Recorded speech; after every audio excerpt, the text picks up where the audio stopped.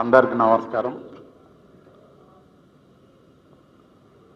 నిన్న గాంధీ భవన్లో PCC president ప్రమాణ స్వీకారోత్సవ సభలో పాపం తెలియని వాళ్ళకి అందరికీ నేను జాతీయ నాయకుడిని అని చెప్పుకునే మధు యాస్కి సిగ్గుండాలే మొన్న నిజామాబాద్లో డిపాజిట్ పోయింది.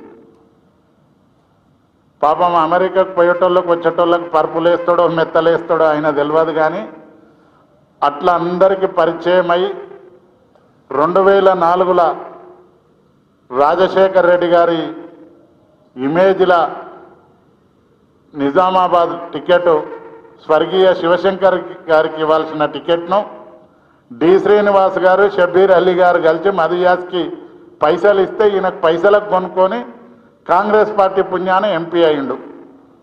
కాంగ్రెస్ పార్టీ నువ్వు జెండా మోసినోడవు కావు, ఒకనాడు ఒక బ్యాచ్ పెట్టుకున్నోడవు కాదు.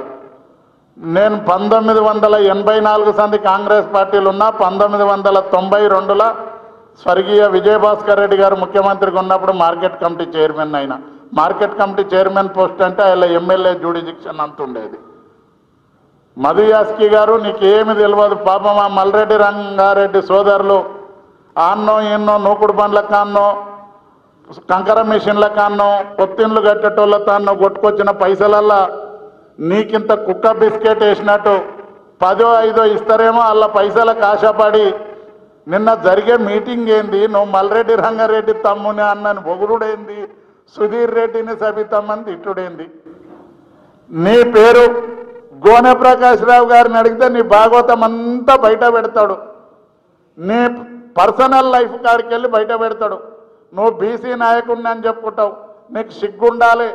నేను 36 ఏళ్ళు కాంగ్రెస్ పార్టీలో కష్టపడి అధికారం లేనాడు 7 ఏళ్ళు జిల్లా కాంగ్రెస్ అధ్యక్షుడిగా ఉండి రంగారెడ్డి జిల్లాల తెలంగాణ రాష్ట్రంలో జరగాల్సినన్ని ప్రోగ్రాంలన్నీ నా నెత్తి మీద పెడితే జిల్లాలో ఉన్న పెద్దల సహకారంతో కలిసి పార్టీ కార్యక్రమాలు చేసి కోట్లాది రూపాయలు ఖర్చు పెట్టి చేస్తే నువ్వు బ్రోకర్గిరి చేసి గత పిసిసి ప్రెసిడెంట్ ఉత్తమ్ కుమార్ రెడ్డి తన 30-40 లక్షలకు నువ్వు 3 కోట్లకు వాడు ఇద్దరు కలిసి టికెట్ల బేరం చేసి నా టికెట్ను కోసినావు. నీకు సిగ్గుండాలే. బీసీనని నీకు బీసీ కోటల ప్రచార కమిటీ చైర్మన్ ఇవ్వడం కూడా కాంగ్రెస్ పార్టీలు ఉన్న బీసీలందరిని అవమానించినట్టు. నీ ముఖానికి వచ్చేదేముంది? నీకు మాట్లాడనే రాదు సరిగా. నీకు ప్రచార కమిటీ ఇస్తే మరి 6 నెలలు ఈడ ప్రచారం చేస్తావా, 6 నెలలు అమెరికాలో చేస్తావా? నీలాంటి దుర్మార్గుని వల్ల కాంగ్రెస్ పార్టీ బస్టు పట్టింది. కాంగ్రెస్ పార్టీలు అవునాయో ఎవడయా ఇయ్యాల కార్యవర్గం వేసారు. గా దామోదరం రాజనరసింహ గారు అంటే కార్యవర్గంలో లేరు. సంబాని చంద్రశేఖర్, ఆర్ దామోదర్ రెడ్డి గారు, అంజన్ కుమార్ యాదవ్ గారు, మహేష్ గౌడ్ గారు తప్పితే కడుమోళ్ళంతా నిన్నమన్న మాకన్న జూనియర్లు కాంగ్రెస్ పార్టీలో. నువ్వు అలాంటి టీంకు క్యాప్టెన్ అని చెప్పుకుంటున్నావేమో. కప్పల టీంకు కుక్క క్యాప్టెన్ అన్నట్టు నువ్వు ఆ పనికిమాలిన దాంట్లో నువ్వు ఒక సర్దార్ని అని చెప్పుకుంటున్నావు. కాబట్టి మధు యాస్కి నీకు సిగ్గు శరం ఏదన్నా ఉంటే ఒక సంస్కారవంతంగా మాట్లాడు. అంటే మాట్లాడడం ఏంటంటే అట్లా సుధీర్ రెడ్డినో సబితమ్మనో ఇంకెవరినో తిడితేనే ఆడు మల్రెడ్డి రంగారెడ్డి నెలకిన్నో అన్నో ఇస్తాడనే దౌర్భాగ్య స్థితిలో ఉండి అవాక్కులు చవాక్కులు పలకడం సరి అయింది కాదు. నువ్వు ఇలానే మాట్లాడితే నీ పని బడుగు బలహీన వర్గాల నీకు బుద్ధి చెప్తారు. నువ్వు 2 సార్లు ఎంపీ అయినావు. నువ్వు మొగోడవే. పనికి మాలిన ఆఫ్టర్ ఆల్ కార్పొరేటర్ అన్నావు. ఎవరికన్నా నీ అనుచరునికి ఆ ఆఫ్టర్ ఆల్ కార్పొరేటర్ టికెట్ అని ఇప్పించిన ముఖం నీకుందా? ఒకసారి చెప్పాలి. నీ బంధువులు కూడా కాంగ్రెస్ పార్టీలో, నీ ఫాలోవర్స్ కూడా కాంగ్రెస్ పార్టీలో ఉన్నారు. ఎవరికన్నా ఒక ఎంపీటీసీ టికెట్ అని ఇప్పించినవా నువ్వు మొగోడవైతే?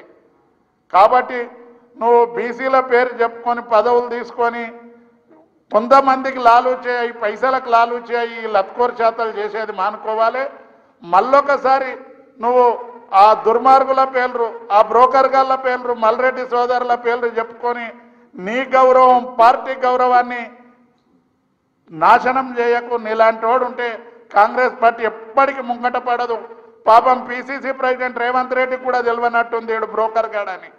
కాబట్టి నేను ఈ వేదిక మీదకెళ్ళి మనవి చేస్తా ఉన్నాను, నీలాంటి దుర్మార్గులు ఉంటే ఎక్కడ పోయినా సర్వనాశనం అయిపోతుంది. ఒక మహిళా సోదరిమణిని, ఆ మంత్రి గారిని ఒక మహిళనే చూడక, నువ్వు కూడా ఒక తల్లి కడుపులో పుట్టినావు, నీకు కూడా ఒక భార్య ఉంది, నీకు కూడా అక్క చెల్లి అంటారు. సిగ్గు శరం అనే మాట మాట్లాడే ముందుకు నీకు సిగ్గు శరం ఉందా ఒకసారి ఆలోచన చేసుకో. నువ్వు ఆడిడ బ్రోకర్గిరి చేసి ఇళ్ళ కాళ్ళకు అక్కడిక్కడ సర్దుబాట్లు చేసినట్టుగా చేస్తే ప్రజలు నమ్మరు. నువ్వు మొగోడవైతే మళ్ళీ నిజామాబాద్లో గెలువు చూద్దాం. నువ్వు ఆఫ్రాల్ అంటున్నావు కదా, నువ్వు పీకుడుగాడవైతే ఒకసారి మళ్ళీ గెలువు, తెలుస్తుంది నీ సంగతి. కాబట్టి ఇలాంటి దుర్మార్గులు ఏ పార్టీలు ఉన్నా కొద్దిగా సన్మార్గులు ఉండాలి. రాజకీయ పార్టీలు పోటీలు ఉంటాయి, ఇక్కడ ఉంటాయి, వ్యతిరేకం ఉంటుంది. కానీ మాలాంటి వాళ్ళని అడగమని ఏ గడ్డ మీద కూర్చున్నా ఎవడన్నొక అవినీతి పరుడనో ఎవడన్నొక ఇదనో చెప్తే కన్న కష్టం 36 ఏళ్ళు కాంగ్రెస్ పార్టీకి చేసినాం. మా కష్టమంతా, మా జీవితాన్ని అంతా ధారపోసినాం, మా సొంత డబ్బులు ఖర్చు పెట్టినాం. ఏ పైరవిలో అవో ఇవో బ్రోకర్గిరి చేసో సంపాదించుకోలే. కాబట్టి నీలాంటి బ్రోకర్ గాళ్లకు కాలం చెల్లింది.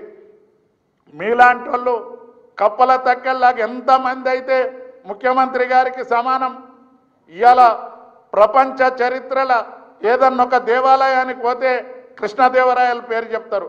ఈ దేవాలయం ఎవరు కట్టిరంటే చాణక్యులు కట్టిరంటారు. ఈ దేవాలయాలు కట్టిరెవరంటే చోళులు కట్టిరని చెప్తారు. ఈనాడు యాదాద్రి టెంపుల్ను గౌరవ ముఖ్యమంత్రి గారు ఆయన జీవితం అయిపోయినాక ఒక 1000 ఏండ్లకు కూడా ఆయన పేరు చిరస్థాయిగా నిలిచే విధంగా కట్టిండు. మీ ముఖాలకు కాంగ్రెస్ పార్టీల లీడర్లమని చెప్పుకునేటోళ్ళు కుప్పలమ్మ కూడా కట్టినారా మీ ముఖాలకు?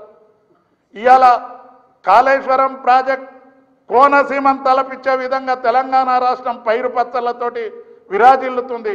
మీ ముఖాలకు ఒక్క కుంటకట్టనన్న కట్టిర్రా?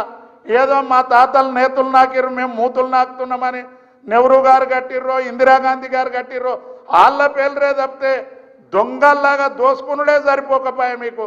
మాట్లాడడం ఎక్కడ? పీకలేనోడు కూడా కేటీఆర్ గురించి మాట్లాడతాను. అమ్మ, కేటీఆర్ గారికి ఉన్న చరిష్మా కానీ, పట్టుదల కానీ, కమిట్మెంట్ కానీ, వాళ్ళకున్న నిజాయితీ కానీ మీకేమిటికన్నా వనికిస్తారు? మిమ్మల్ని తక్కెట్లా పెడితే కిలో బాటుకు 10 కిలోల బాటుకున్న తేడా ఉంటుంది కేటీఆర్ గారిని మీతో వెలిస్తే. కాబట్టి ఇలాంటి దుర్మార్గం మాటలు ఎప్పుడు మాట్లాడినా ప్రజలు ఎవ్వరు సహించారు. మిమ్మల్ని చెప్పులతో కొట్టే రోజులు వచ్చినాయి. నువ్వు కానీ, నువ్వు భజన చేసే సోదరులు కానీ, వాళ్ళు ఎసంటోళ్ళు ప్రజలకు అందరికి గుర్తు.